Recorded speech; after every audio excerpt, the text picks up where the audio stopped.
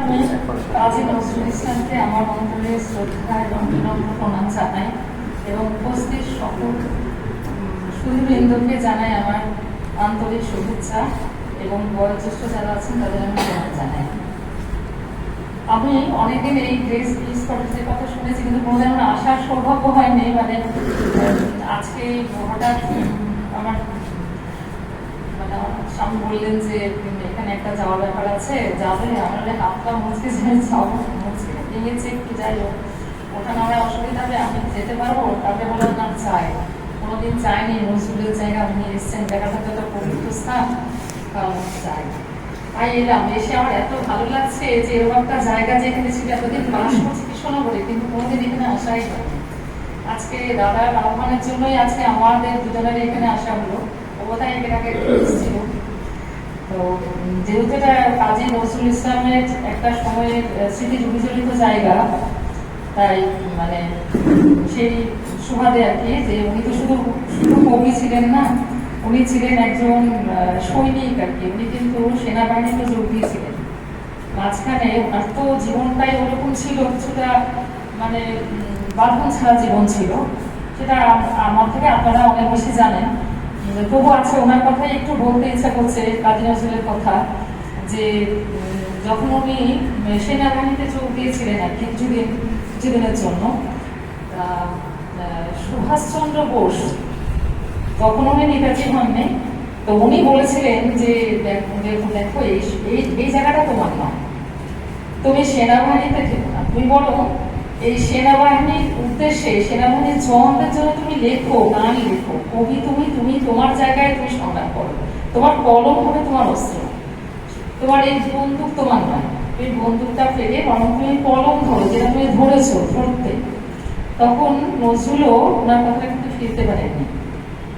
উনিও অনেকবার কারাবরণ করেছেন এবং ওনাকে তো স্লো পয়জনই করেছিল অনেকভাবে ইংরেজরা, যেহেতু মানে উনি ওই দেশাত্মবোধক গান লিখতেন, বিভিন্ন প্রতিগুণাপূর্ণ গান, যা কিনা তখনকার যুব সমাজকে উত্তেজিত করতো। দেখুন, জীবন বলিদান কথাটা না আমরা খুব সহজে বলে ফেলি, কিন্তু জীবনটা দেওয়া কিন্তু একটা সহজ কাজ না। মানে আমার মনে হয় আর কি, আমি তো পারবো না পট করে সব করে বন্ধুদের সামনে গিয়ে দাঁড়াতে, কিন্তু তখনকার যে ছোট ছোট বাচ্চাগুলো, আপনারা সুশীলের কথা শুনেছেন কিনা জানি না, সুশীল টাইটেলটা বোধহয় রায় বা কিছু একটা হবে, যাই সুশীল, ওর নাম সুশীল, একটা সুশীল বলেই সবাই মানে সবার কাছে পরিচিত। শুধু একজনের নাম বলানোর জন্য তাকে এমন মার মেরেছিল ব্রিটিশরা যে 12 বছরের ছেলেটা তবু মুখ খুললেনি, সে মানে পিটুনি খেতে খেতে ছেলেটা মারা গেল, তবু কিন্তু ওর মুখটা খোলাতে পারেনি ব্রিটিশ সরকার, কিন্তু ওই বাচ্চাটার মুখ খোলাতে পারেনি। এখন ভাবি যে 12 বছরের একটা বাচ্চা, তার কি দৃঢ়তা, যে অত মার খেয়েও সে মরে গেল, তবু কিন্তু সেই নামটা সে তার মুখ থেকে বার করতে পারেনি। তাই এই মানুষ, এই বাচ্চাগুলোর জীবন, যার সন্তান গেছে ভাবুন তো সেই মায়ের অবস্থাটা, যার সেই পিতার অবস্থাটা ভাবুন তো, যে তার বাচ্চাটা এইভাবে সংগ্রামে সে বলি হয়ে গেল। আজকে দেখুন আমাদের এরকম অনেক ছোট ছোট বাচ্চা, অনেক ক্ষুদিরাম তো আছেন। প্রথম উনি শহীদ হয়েছিলেন, তার আগে কিন্তু প্রফুল্ল চাকি শহীদ হয়েছিলেন, কারণ ক্ষুদিরামের বিচারের পর তার ফাঁসি হয়েছিল। কিন্তু প্রফুল্ল চাকি কিন্তু পালানোর দিনই নিজেকে ধরা পড়ার ভয়ে সুইসাইড করেছিলেন, সেটাও কিন্তু আত্মবলিদান। তাই প্রথম শহীদ বলতে গেলে কিন্তু আমাদের প্রফুল্ল চাকি হয় আর কি। এখন যেহেতু আমাদের একটা হয়ে আসছে যে ক্ষুদিরামের সঙ্গে আমরা প্রফুল্ল চাকরির কথাও স্মরণ করি, যখন আমরা স্কুলে বাচ্চাদের আমরা এটা পালন করি আর কি, শহীদ দিবসটা ক্ষুদিরামের, তখন আমরা ওনারটাও বলি, একসঙ্গে করা হয়। তাই ভাবছি যে এই সমস্ত ছেলেরা এরকম, আমরা দু চারজনের নাম হয়তো আমরা জানি, কিন্তু অনেক অসংখ্য, যে একজন বলে দিলেন দিদি আন্দামানে সেলুলার জেলে আমরাও গিয়েছিলাম, সত্যি তাই। সেলুলার জেলে ওই ছাদে থাকলে না দম বন্ধ হয়ে যাবে আপনাদের, যে ভাবতে পারা যায় না যে একটা মানুষ রয়েছে পশুর মতো। আমরা বোধহয় গরু ছাগলকে বোধহয় ভাবে রাখি না, গরু ছাগলকে বোধহয় শীতে তার গায়ে একটা বস্তা চাপা দিই, বা তাকে একটা শোয়ার জন্য বস্তা দেওয়া হয়, মানে তার জায়গায় একটা ঝাঁপ দেওয়া হয় যাতে বৃষ্টিতে তার ঝড়টা তার গায়ে না লাগে। বিশ্বাস করতে না, মানে না দেখলে যে এইটুকুনি একটা জায়গা, এরকম লম্বা সেই বড় কড়া একদম ফাঁকা বৃষ্টি, এইটুকুনি তার সামনে বারান্দা, মানে বৃষ্টি আসছে সমস্ত জলটা ঘরে আসছে, তাদের না আছে বসার জায়গা, না আছে শোয়ার জায়গা, ওর ভিতরেই জলে ভিজছেন, ওর ভিতরেই তাদের মানে শোয়ার কোনো জায়গা নেই, বৃষ্টি হলো জল এলো সারা রাত জেগে কাটানো, খাবার নেই, তার উপরে তাদের নির্যাতন। আপনারা উল্লাসকর দত্তের নাম হতে শুনেছেন? উল্লাসকর দত্তকে বলা হচ্ছিল সেই সময় যে সুইপারের কাজ করতে হবে, মানে পায়খানা মানে পরিষ্কার করে, তা ওরা সেটা রাজি হন। আরো কিছু কিছু ছিল, সেগুলো রাজি হয়নি বলে উল্লাসকর দত্তকে এমন করে তারা ইলেকট্রিক শক দিয়েছিলেন যে কেউ তো জানতে পারতো না তাকে কি শাস্তি দেওয়া হচ্ছে। তা উল্লাসকর দত্ত 15 দিন অচৈতন্য অবস্থায় সেই সেলুলার জেলে পড়েছিলেন। সবাই ভেবেছিল উল্লাসকর দত্ত মারা গেছে, কিন্তু ভগবানের এমন লীলা যে ঈশ্বর থেকে বাঁচান, তাকে মারার শক্তি তো কারণে সেই উল্লাসকর দত্ত যখন নেতাজি যখন আমাদের সেলুলার জেলের সমস্ত বন্দীদের প্রথম তিনি যখন নেতাজি সুভাষচন্দ্র যখন জাপানে গেলেন সবকিছু ফেলে যখন জাপানে গিয়ে পৌঁছলেন, তার জন্য না ভগবান একটা রাজত্ব তৈরি করে রেখেছিলেন। তাকে যেমন কংগ্রেস সভাপতি হয়েও তাকে যেমন বেরিয়ে আসতে হয়েছিল, এটা ঈশ্বরের একটা খেলা ছাড়া কিছু মনে হয় না। কারণ উনি কংগ্রেস সভাপতি হয়ে থাকে না, দেশ আজও স্বাধীনতা লাভ করতে পারতো না, কারণ ওনাকে ওই পথেই থাকতে হতো। উনি অবশ্য সেটা থাকেন, উনি বেরিয়ে এসেছিলেন এবং রাজবিহারী বসু তার জন্য একটা বিরাট রাজত্ব তৈরি করে রেখেছিলেন জাপান, এবং সেই ডাকে তুমি চলে গেলেন জাপান, অনেকভাবে কষ্ট করে যায় লুকিয়ে লুকিয়ে গেলেন হিটলারের সাহায্যে সাবধান করে। তা সেখানে ওই প্রথম উনি যখন ওই সেলুলার জেলে যেটা যখন জাপানের অধিকারে এলো, জাপানের সঙ্গে কন্ডিশনই ছিল যা কিছু হবে, যা কিছু ওরাও যদি অধিকার করে সেটা আমি কিন্তু আইনের হাতেই তাদের হস্তান্তরিত করতে হবে। জাপান যখন সেলুলার জেল এবং আন্দামান নিকোবর দ্বীপপুঞ্জ অধিকার করলো, তখন কিন্তু ওরা সাথে সাথে জেনারেল মানে প্রেসিডেন্ট তোজো ওটা হ্যান্ড ওভার করে দেওয়া হয়েছিল আইনের সরকারকে। এবং সেই সময় নেতাজি গিয়ে প্রথম সেলুলার জেলে জাতীয় পতাকা উত্তোলন করলেন আমাদের স্বাধীন ভারতের স্বাধীন ভূখণ্ডে, এবং সেই সময় সমস্ত জেলের বন্দীরা মুক্তি পেলেন। তা সেই উল্লাসকর দত্ত তারপর দেশে ফিরে এসে তিনি কিন্তু দীর্ঘদিনে আবার ছিলেন আর কি। তাই তাই ভাবছি যে ঈশ্বর যা করেন তার হাতের বাইরে আমাদের কিছু নেই, কারণ উল্লাসকর দত্তের মরে যাওয়ারই কথা ছিল। অত বড় একজন বিপ্লবী এবং ওই রকম একটা প্রোটেস্টিভ একটা মাইন্ড এবং ওই রকম কষ্ট সহিষ্ণু একটা মানুষ খুব কম দেখা যায়। উনি যখন প্রথম বাড়িতে উনি যখন এলেন, ওনাকে খেতে দেওয়া হচ্ছিল বড় একটা থালায়, তার ভিতরে উনি সব জিনিসগুলো ভালোবাসেন, ইলিশ মাছ এটা ওটা সব, কিছুক্ষণ বসে থাকেন, থেকে তারপরে উনি থালাটা সরিয়ে রাখলেন, মানে কতদিন উনি খান না সেই ভেবে মা বা পরিবার পরিজন ওনাকে খেতে দিয়েছিলেন। তা উনি কিন্তু সে খাবারটা খেতে পারেন, মানে এটাই তার মনে হয়েছিল যে কি কষ্টটা করে আজ বাড়ি ফিরেছেন, কিন্তু সেই কষ্টের জীবনটাকেই তিনি মর্যাদা দিয়েছেন, তিনি আর সুখ চান না। মানে এই তখন তো স্বাধীনতা আমাদের পূর্ণভাবে আসেনি না, যাই হোক তিনি আর সেই খাবারটা খান না। তাই তাই মনে করছি সেটার জন্য আজকে আমি এই কথাগুলো আজকে বললাম। আমাদেরও এই যে ভবিষ্যৎ প্রজন্ম, আজকে আমরা সবাই এসেছি, তাই বলছিলাম দাদাকে যে এই কথা, আপনাদের এই কথাগুলো, আপনাদের এই চিন্তাগুলো না আমাদের বাচ্চাদের শোনানো খুব জরুরি। মানে স্কুলের বাচ্চাদের অন্তত কিছু স্কুল থেকে যদি আপনারা এখানে বাচ্চাদের আনতে পারেন, মানে স্কুল থেকে মানে কি আপনাদের আশপাশের বাচ্চাদের যার বাড়িতেই আছে না, আপনাদের নিজেদের ছেলে মেয়ে, নিজেদের মেয়ের ছেলে মেয়ে, নাতি নাতনি, আমার মনে হয় সঙ্গে নিয়ে আসা ভালো, জানেন তো। অন্তত তোমাকে কিছু বাচ্চা জানো, ওই বাচ্চাগুলো জানা খুব জরুরি, জানেন তো। আমরা তো জানলাম কি করতে পারলাম, আমার তো আর সময়ও নেই বেশি, আমরা কতটুকু বা জানাতে পারবো বলুন। এই বাচ্চাগুলো যদি সঙ্গে আসে আমাদের, না আমাদের অন্য কারোর দরকার নেই, আমাদের পরিবারের বাচ্চাগুলোকে যদি আমরা আজকে এইরকম সবাই নিয়ে আসতে পারি না, আমাদের কিছুটা অন্তত কাজ হবে, জানেন, মানে কিছুটা কাজ হবে। বাচ্চারা একটু জানো যে আমরা স্বাধীনতা পেয়েছি কি করে। আরেকটা জিনিস যেটা বলার জন্য আমি এদের কথা বললাম, যে দেখুন আমরা আমাদের বিপ্লবীদের জন্য আমাদের রাষ্ট্র কি ভেবেছে বলুন তো। আমরা বাঙালিরা বিপ্লবীদের বিভিন্ন তাদের জন্মদিনে মালা করাচ্ছি, অনুষ্ঠান করছি, কিন্তু একবার বলুন তো যে আমাদের রাষ্ট্রভাবে এই বিপ্লবীদের কোনো সম্মান আজও দেওয়া হয়েছে? আমার তো মনে হয় না। আমরা দেখুন রাষ্ট্রভাবে আমাদের যাদের সম্মান দেওয়া হয়, 2রা অক্টোবর গান্ধীজির বার্থডেটা প্রধানমন্ত্রী রাষ্ট্রপতি দিল্লির লালকেল্লায় পতাকা তুলে, 15 আগস্ট হয়, প্রজাতন্ত্র দিবস হয়, আবার প্রজাতন্ত্র দিবসের মহড়া কিরকম 22 তারিখে তাদের আবার প্র্যাকটিস হয়। তাহলে তাই যদি হয় তাহলে 23 তারিখটায় প্র্যাকটিসটা দিয়ে নেতাজিকে তো সম্মানটা দেওয়া যেত, তাই নাকি বলুন?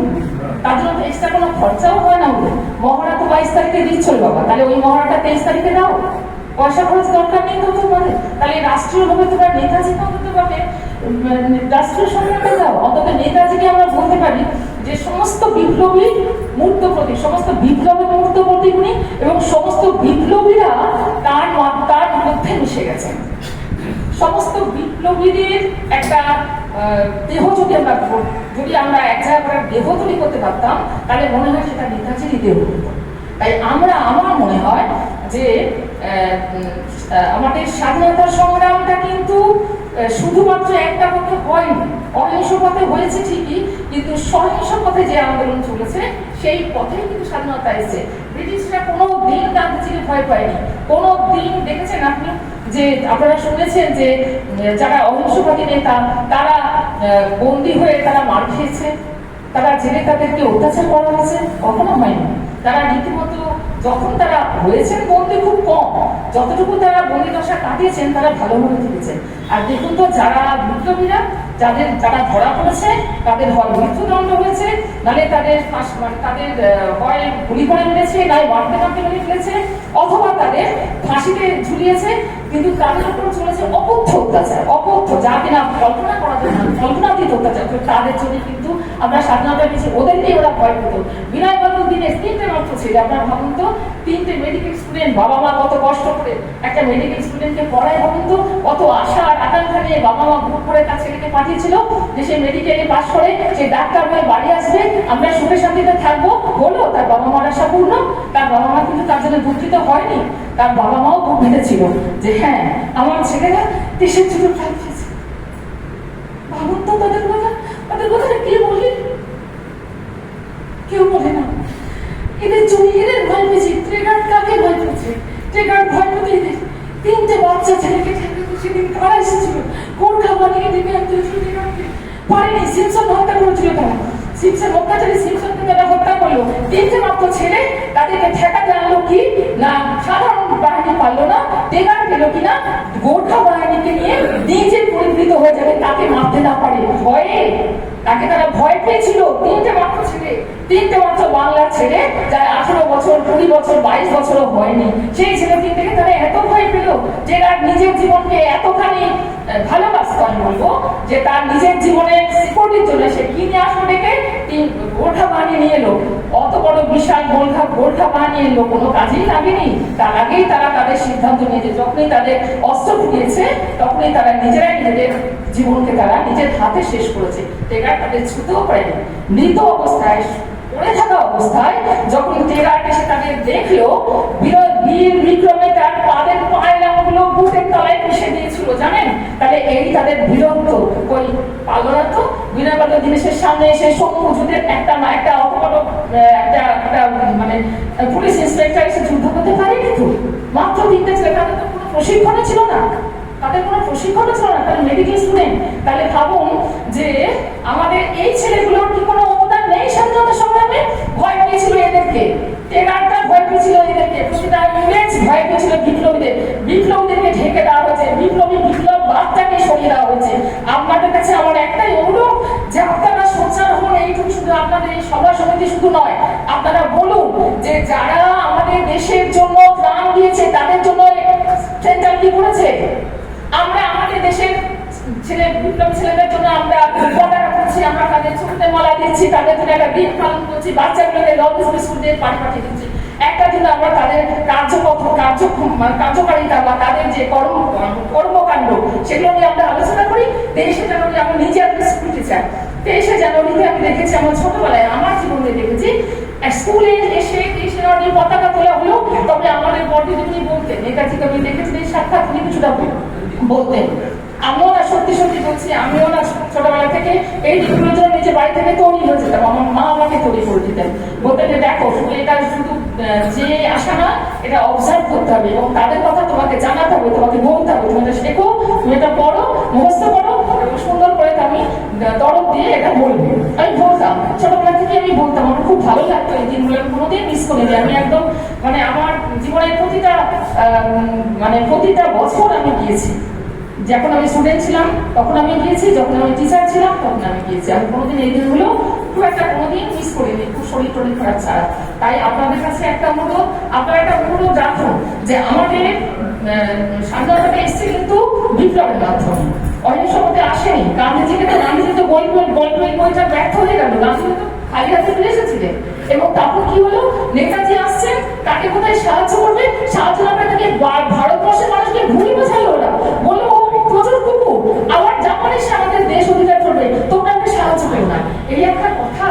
তবুও কিন্তু নেতাজি তার মানে সেই জায়গায় যেখানে তিনি গান্ধীজিকে প্রথম বসিয়েছিলেন সেই জায়গাতেই তখনও বসেছিলেন। এবং তিনি জানতেন গান্ধীজির পর বিপদ আসবে এবং দেশ খণ্ড হয়ে যাচ্ছে, এবং হবিবুর রহমানকে তিনি পাঠালেন যে তুমি গিয়ে যাও, এখন গান্ধীজির বড় বিপদ, তাকে পাহারা দাও।